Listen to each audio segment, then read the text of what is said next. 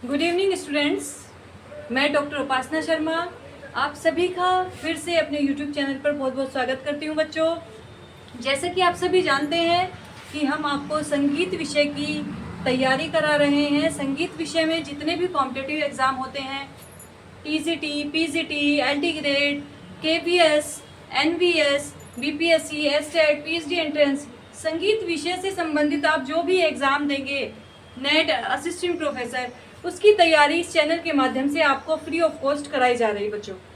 ठीक है, तो आप हमारे चैनल को सब्सक्राइब करिए, लाइक करिए, शेयर करिए और उन बच्चों तक पहुंचाइए जो संगीत विषय में अपना करियर बनाना चाहते हैं। ठीक है बच्चों, आज हम इसी श्रृंखला में हम क्लास आपकी 6 क्लास टीसीटी की करा चुके हैं, जिसमें आज हमारी 7 क्लास हम करा रहे हैं। और इस 7 क्लास का टॉपिक है ठाट व आश्रय राग।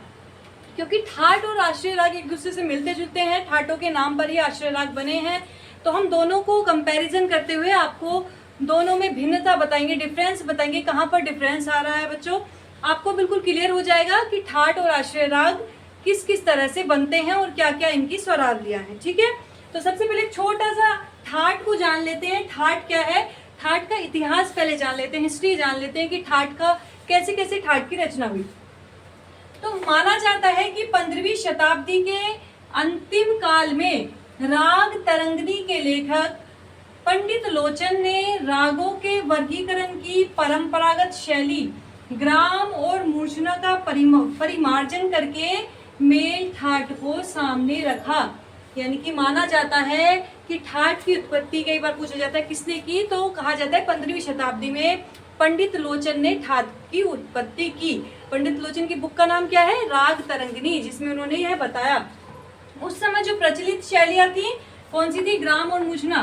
बच्चों, ग्राम और मूर्छना के विषय में अगर आपको जानना है तो आप हमारी वीडियो देख सकते हैं। इसमें रिकॉर्डिंग वीडियो ग्राम से संबंधित और मूर्छना से संबंधित हम डाल चुके हैं, आप देख सकते हैं।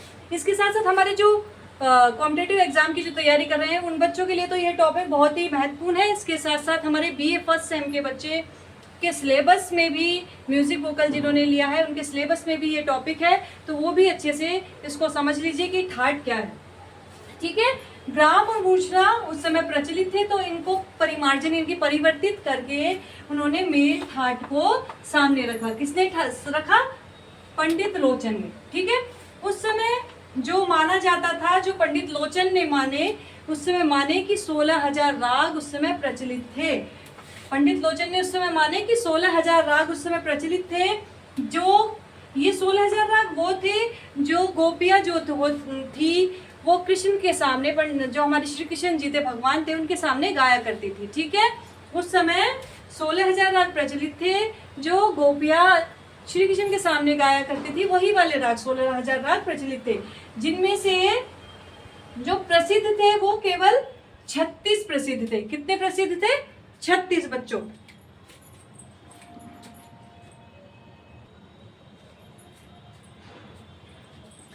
ठीक है बच्चों, उस समय क्या था, फिर जब 15वीं शताब्दी में पंडित लोचन ने अपनी पुस्तक राग तरंगिणी में ठाटों का जिक्र किया, तो उसके बाद 17वीं शताब्दी में जो ठाट थे वो राग के रूप में उनका वर्गीकरण प्रचार में आ गया। ठाटों के अंतर्गत जो राग थे उनका वर्गीकरण प्रचार में आ गया। और इस बात का प्रमाण उस समय की संगीत पारिजात पुस्तक और राग विबोध से प्रसिद्ध है। स्पष्ट है बिल्कुल कि उस समय के जो प्रसिद्ध ग्रंथ थे, संगीत पारिजात 1650 का जो अहोबल जी ने लिखा है, उसमें भी राग वर्गीकरण ठाट के अंतर्गत जो था उनका प्रचार हो गया था। तो इस प्रकार फिर आगे चलकर पंडित वेंकटमुखी ने ठाटों की संख्या को निश्चित करने के लिए गणित का सहारा लिया। उन्होंने पूर्ण हिसाब लगाकर ठाटों की कुल संख्या कितनी बताई, 72। कितनी संख्या बताई, 72। किसने, पंडित वेंकटमुखी, जो दक्षिण पद्धति के विद्वान थे। तो कई बार क्वेश्चन आता है पंडित वेंकटमुखी ने ठाटों की मेलों की संख्या कितनी बताई, तो उन्होंने 72 बताई। उन्होंने कहा कि जो हमारे गणित के हिसाब से उन्होंने जो बताया वेंकटमुखी ने, उन्होंने 72 मेल को ही अपनाया। फिर क्या हुआ, उसके बाद अलग अलग विद्वानों ने हमारे अलग अलग ठाटों की संख्या अपने आप निश्चित की, लेकिन इसके बाद हमारे पंडित विष्णु नारायण भातखंडे जी ने संगीत विद्यार्थियों की सुलभता को देखते हुए 72 ठाटों में से केवल 10 ठाटों को चुन लिया और उन 10 ठाटों के नाम पर ही ठाट को जन्म दिया। तो अभी हमारी जो स्वरलिपि पद्धति चल रही है उन 10 ठाटों के नाम पर ही चल रही है भातखंडे स्वरलिपि पद्धति। ठीक है बच्चों, तो आजकल कितने ठाट प्रचलित हैं? 10 ठाट प्रचलित हैं। इसी तरह राग विबोध के लेखक कौन थे? सोमनाथ जी। उन्होंने ठाटों की संख्या कितनी बताई? उन्होंने ठाटों की संख्या 23 बताई। तो आप नोट डाउन कर लीजिए सभी, ये क्वेश्चंस कई बार पूछे जाते हैं, किस विद्वान ने ठाटों की कितनी संख्या बताई? तो राग विबोध के लेखक हैं सोमनाथ जी। सोमनाथ जी ने ठाटों की संख्या कितनी बताई? 23 बताई।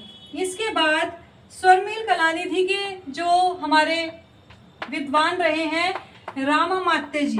रामामात्य जी ने ठाटों की संख्या 20 बताई। ठीक है, इसके बाद हमारे मैंने आपको बताई वेंकट मकी ने ठाटों की संख्या 72 बताई। लेकिन आजकल दक्षिणी संगीत पद्धति में 19 मेल प्रचलित हैं। मेल का मतलब ठाट। ठीक है, दक्षिणी संगीत पद्धति में मेल बोला जाता है ठाट को, और उत्तरी संगीत पद्धति में केवल ठाट कहा जाता है। तो ठाट क्लियर हुआ, ठाट का इतिहास हमारा क्लियर हो गया। अब हम ठाटों की छोटी सी डेफिनेशन तैयार कर लेते हैं। क्या क्या डेफिनेशन ठाट की बननी चाहिए? कि स्वरों का वह समूह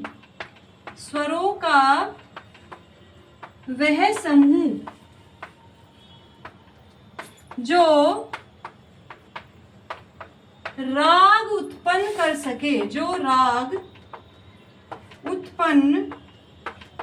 सके, अथवा जिसमें राग उत्पन्न करने की क्षमता हो। ठीक है बच्चों,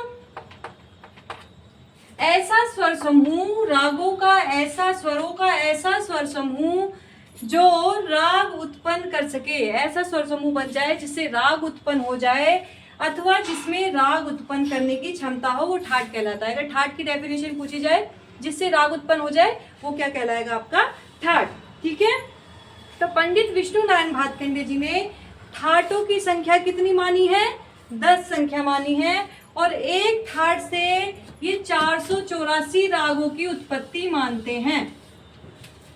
पंडित भातखंडे जी एक ठाट से कितने रागों की उत्पत्ति मानते हैं? 484 राग। इसी तरह अगर हम 10 ठाट से माने तो 10 ठाट से 4840 रागों की उत्पत्ति हो जाएगी। तो ये क्वेश्चन भी कई बार बनता है कि एक ठाट से कितने रागों की उत्पत्ति बन सकती है, तो आप बताएंगे एक ठाट से 484 राग बनते हैं और 10 ठाट से 4840 राग बन सकते हैं। ठीक है बच्चों, समझ आ गया? तो ये तो हुआ बेटा हमारा ठाट। ठाट क्या है ये आपको समझ में आ गया। इसके बाद हम बात करते हैं आश्रय राग की। आज का हमारा टॉपिक है ठाट एवं आश्रय राग। तो आश्रय राग की एक छोटी सी डेफिनेशन हम कर लेते हैं कि आश्रय राग क्या है। आश्रय राग के बारे में लिखिए, किसी ठाट की स्वरावली से सर्वाधिक समता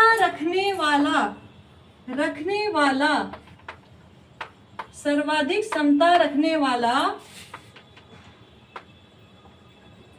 मुख्य तथा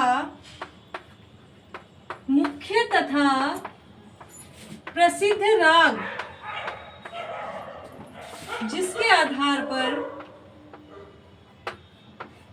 आधार पर उस ठाट का नामकरण होता है आश्रय राग कहलाता है। ठीक है बच्चों, ठीक है बच्चों। किसी ठाट की स्वरावली से सर्वाधिक समता रखने वाला राग, ठीक है। आश्रय राग वो होते हैं जो हमारे 10 ठाट हैं उनके स्वर समूहों से जो समता रखता है, यानी कि उनके जैसा होता है, जिसके आधार पर उस ठाट का नामकरण होता है, या कह सकते हैं जो ठाट के नाम पर राग होते हैं उनका नामकरण होता है, वो क्या कहलाते हैं, हमारे आश्रय राग कहलाते हैं। जैसे कि मैंने आपको बताया कि अगर हमारे 10 ठाट हैं तो 10 ही आश्रय राग होंगे। 10 ठाट के बारे में अभी हम जानेंगे और आश्रय रागों के बारे में भी जानेंगे कि उनसे उत्पन्न जो हमारे 10 आश्रय राग हुए हैं, क्या वो ठाट के समान ही उनकी स्वरावली है या कुछ डिफरेंस है। जब उन्हें हम राग के द्वारा प्रेजेंट करते हैं तो क्या उनकी जाति संपूर्ण ही रहती है ठाट के समान, क्योंकि ठाट की जाति हमेशा संपूर्ण रहेगी, लेकिन आश्रय राग की जाति कम भी हो सकती है, ज्यादा भी हो सकती है, ठीक है। संपूर्ण तो रहेगी ही, उससे कम ही हो सकती है, ज्यादा तो नहीं हो सकती। तो आश्रय राग और ठाट में क्या डिफरेंस है ये भी आप अच्छे से आप समझ लीजिए। आश्रय राग में भी ठाट के समान ही उसके समता रखने वाले हैं, स्वर जैसे ही लगते हैं।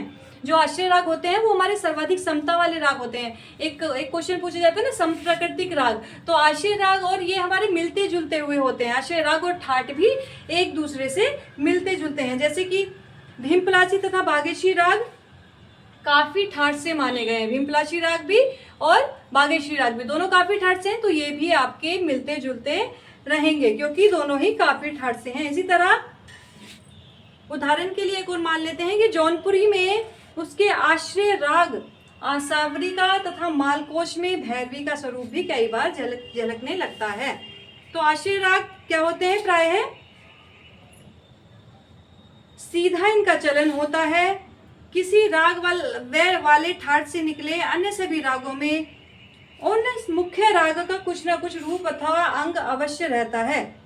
आश्रय राग में क्या होता है कि जो ठाट से हमारे आश्रय राग निकलते हैं तो उनका मुख्य अंग उस ठाट से संबंध जरूर होता है। तो मुख्य एक आप याद कर लीजिए आश्रय राग को कि आश्रय राग वही होते हैं जिनका ठाट के नाम पर नामकरण होता है। अब हम जान लेते हैं अपने 10 ठाट कौन कौन से हैं और उन 10 ठाटों से जो 10 आश्रय राग निकले हैं उनमें क्या क्या समता है। सबसे पहले हमारा कौन सा ठाट है, नंबर 1 है हमारा ठाट कल्याण ठाट, ठीक है, जिसको यमन भी कहा जाता था लेकिन वर्तमान में कल्याण ठाट के नाम से ही जाना जाता है। और इसका जो आश्रय राग बना इसको कल्याण पहले कहा जाता था लेकिन वर्तमान में यमन राग के नाम से इसको जाना जाता है। वैसे तो सभी जो राग है वो ठाट के नाम पर ही होते हैं, तो हम यहाँ पे कल्याण ठाट कर रहे हैं और कल्याण राग पहले इसको कहा जाता था लेकिन वर्तमान में यमन है। तो यमन कल्याण ठाट के जो स्वर होते हैं उसमें क्या क्या होता है, स्वर क्या होते हैं, सा रे गा मा पा धा नी। सभी ठाटों में 7 स्वर प्रयोग किए जाते हैं लेकिन सभी ठाटों में स्वरों अलग अलग प्रयोग किए जाते हैं, किसी में कोमल, किसी में शुद्ध, किसी में तीव्र। तो कल्याण ठाट में मा तीव्र प्रयोग किया जाता है और इसका जो यमन राग इससे बना, यमन राग जो इससे आश्रय राग बना वो हमारा भी संपूर्ण जाति का सेम बनेगा, यानी कि यमन राग का आरोह जो क्या होगा, सा रे गा मा पा धा नी सा, यानी कि मा तीव्र हो जाएगा इसमें और सानी धापा मा गा रे सा, ठीक है।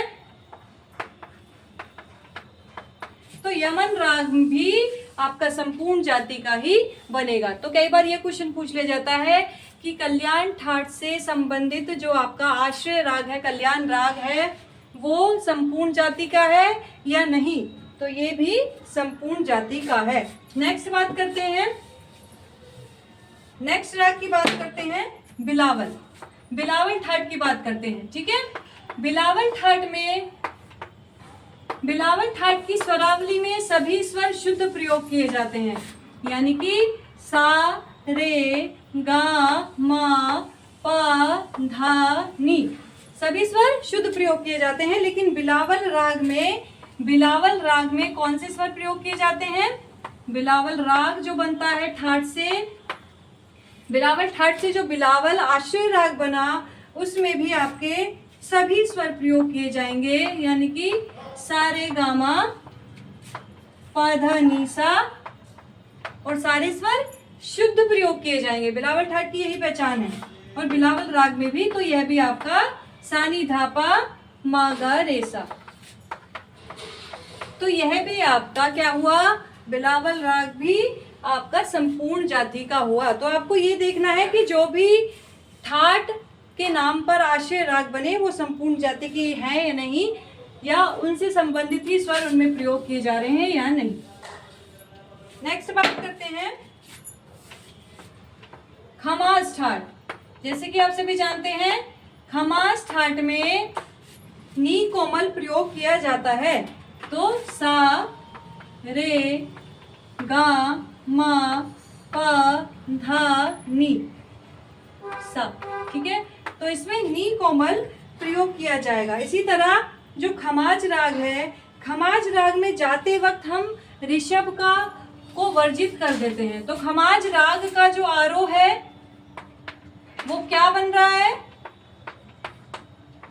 आरोह क्या बन रहा है, सा गा मा पा धा नी सा, सा गा मा पा धा नी सा। यानी कि इसमें हम क्या करते हैं, रे को वर्जित कर देते हैं। तो इसलिए इसकी जाति यहाँ पर क्या बन गई, माँ भी है, पा भी है, धा भी है, नी भी है, रे वर्जित है केवल, ठीक है। तो इसकी जाति शाड़ो बन गई। जाते वक्त शुद्ध नी का इसमें प्रयोग करते हैं, लेकिन अवरोह में इसके कोमल नी का प्रयोग किया जाता है। अवरोह इसका पूरा है, सा नी धा पा मा गा रे सा, ठीक है बच्चों। तो ठाट और आश्रय राग को एक साथ कराने का मेरा मुख्य उद्देश्य यही है कि ठाट और आश्रय राग में क्या भिन्नता और समानताएं हैं, ठीक है। इसके बाद बात करते हैं हम काफी ठाट। सभी बच्चे अगर वीडियो अच्छी लग रही हो, आपको टॉपिक समझ आ रहा हो, तो सभी लाइक कर दीजिए और शेयर करिए ज्यादा से ज्यादा।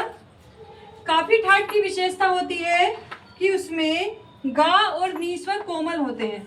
तो सारे गामा पा धा नी, ये 7 स्वर हमारे प्रयोग किए जा रहे हैं अगर ठाट में, तो गा और नी इसमें कोमल हो जाएंगे। काफी ठाट में गा और नी कोमल हो जाएंगे। लेकिन जब हम काफी राग की बात करते हैं तो काफी राग भी आपका सेम आ जाएगा, यानी कि सारे गामा पा धा नी सा नी धा पा मा गा रे सा। तो संपूर्ण जाति का ही यह राग होगा और इसमें गा और नी कोमल हो जाएगा। तो जो हमारा ठाट है काफी ठाट, वही हमारा राग का आरोह अवरोह बन जाएगा। तो अभी तक डिफरेंस किस में आया, खमाज राग और खमाज ठाट में आया, और सभी अभी संपूर्ण जाति के बन रहे हैं। इसी तरह भैरव ठाट। भैरव ठाट में क्या होगा, भैरव ठाट में रे और धा कोमल हो जाएंगे, सारे गामा पा धा नी। भैरव ठाट में रे और धा कोमल हो जाएंगे। और इसका अगर हम भैरव आश्रय राग बनाएंगे, भैरव आश्रय राग बनाएंगे तो उसमें भी 7 स्वरों का प्रयोग किया जाएगा और रे और धा कोमल हो जाएंगे। यानी कि भैरव राग का आरोह बन जाएगा सारे गामा पा धा नी सा, अवरोह सा नी धा पा मा गा रे सा, रे और धा इसमें कोमल स्वर लगेंगे। इसी तरह पूर्वी ठाट। पूर्वी ठाट की पहचान है कि इसमें रेधा कोमल मा तीर्व लगते हैं। रेधा कोमल मा तीर्व, सारे गामा पा धा नी, तो रे और धा कोमल हो जाएगा, मा इसमें तीव्र हो जाएगा। और पूर्वी राग भी सेम आपका हो जाएगा, आरोह पूर्वी राग का सेम आ जाएगा, सारे गामा पा धा नी सा, और रे कोमल धा कोमल मा तीव्र, और आपका राग सेम बन जाएगा संपूर्ण जाति का, अवरोह भी सेम हो जाएगा, सा नी धा पा मा गा रे सा। तो मेन चीज आपको ये ध्यान रखनी है बच्चों कि किस ठाट का आश्रय राग संपूर्ण जाति का बना है, सेम ठाट जैसा बना है, या किसका अलग बना है, तो वो चीज आपको ध्यान रखनी है। नेक्स्ट बात करते हैं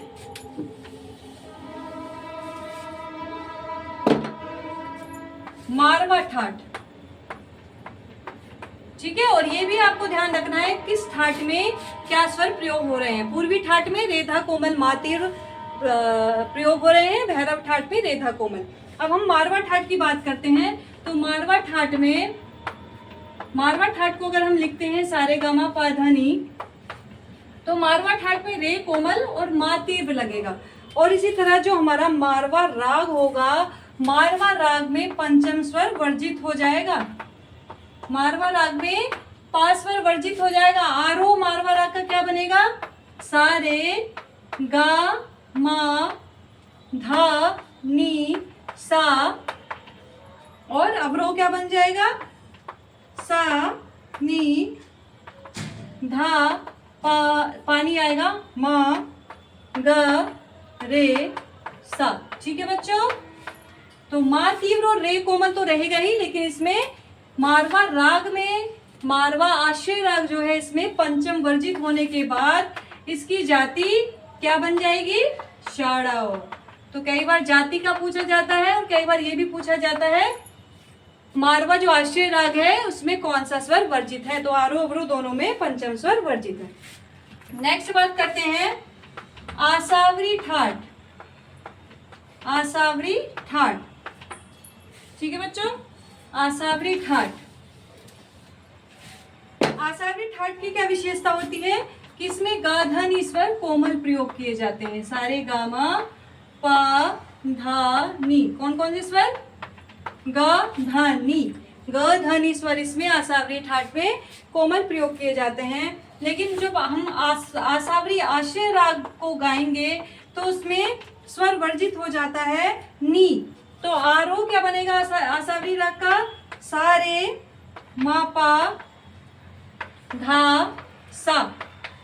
आसावरी राग का आरोह क्या बन गया? सा रे मा पा धा सा, यानी कि गा वर्जित हो गया और नी वर्जित हो गया। आरोह में 2 स्वर इसमें वर्जित हो गए। और अवरोह में क्या? अवरोह में पूरे स्वर प्रयोग किए जा रहे हैं। सा नी धा पा मा गा रे सा। ठीक है, तो आसावरी ठाट की विशेषता है गा धा नी स्वर कोमल।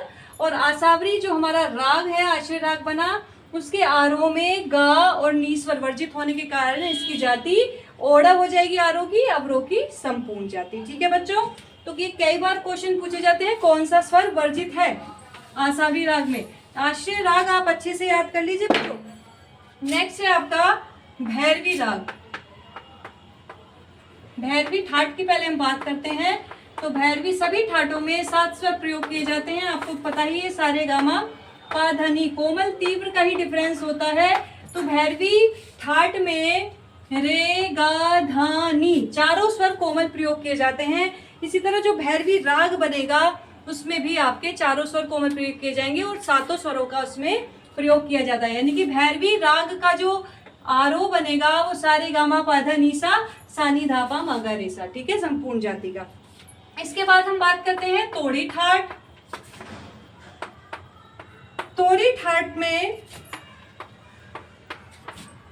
सा रे गा मा पा धा नी, यानी कि रे गा धा कोमल और मा तीव्र। तोड़ी ठाट में रे गा धा कोमल मा तीव्र प्रयुक्त किया जाता है। इसी तरह तोड़ी राग हम जब इसका बनाएंगे तो उसमें रे गा धा कोमल मा तीव्र प्रयोग किया जाएगा बच्चों। और तोड़ी राग भी संपूर्ण जाति का ही बनेगा, यानी कि सारे गामा पा धा नी सा, उसमें रे गा धा कोमल जैसे सेम हमने ये लिखा, ये इसका आरोह बन जाएगा और सा नी धा पा मा गा रे सा ये अवरोह बन जाएगा। ठीक है बच्चों, तो ठाट और आश्रय राग में आप सभी को डिफरेंस पता चल गया। अगर आपको कोई भी परेशानी इस टॉपिक में हो रही है तो आप कमेंट के द्वारा हमसे पूछ सकते हैं कि मैम ये चीज़ हमें समझ नहीं आ रही है, तो हम उसका पूरा ध्यान रखेंगे और आपको बताएंगे। इसी तरह हमारी वीडियो को देखते रहिए और नए नए टॉपिक को आप करते रहिए, तैयारी करते रहिए अपनी, और जल्दी से गवर्नमेंट जॉब पाइए और मुझे बताइए कि आप कहाँ तक पहुँचे, आपकी कितनी तैयारी हुई। मैं हमेशा आपके साथ हूँ। फ्री ऑफ कॉस्ट आपकी क्लासेस हो रही हैं। हमारी लाइव क्लासेस रोज़ 8 बजे शाम को हो रही है, तो उससे भी हमारी जुड़िएगा। Thank you so much.